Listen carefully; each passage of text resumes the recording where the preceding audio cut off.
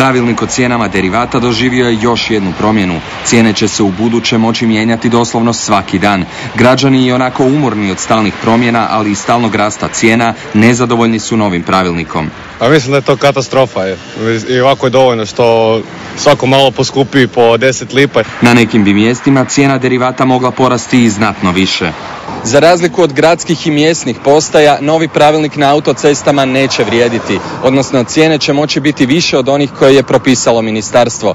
To bi posebno moglo doći do izražaja u ljetnim mjesecima. Razlike između cijena na autocestama i u gradovima očekuju i autoprijevoznici. Slična je praksa, kažu, prisutna u većini europskih zemalja. Od viših cijena kod nas najviše bi profitirala INA, ali i OMV, Tifon i Petrol, čije se postaje također nalaze na autocestama. Pa na hrvatske prevoznike to neće posebno utjecati s obzirom da oni tankiraju uglavnom mimo autoceste. Utjecat će na strane prevoznike s obzirom da, nažalost, Hrvatska ne vraća PDV.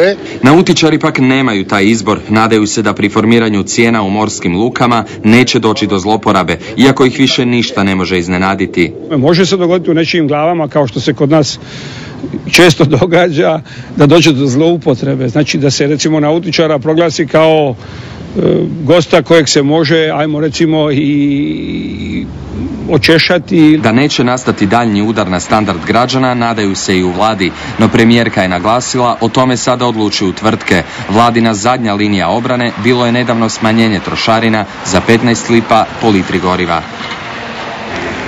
Dodajmo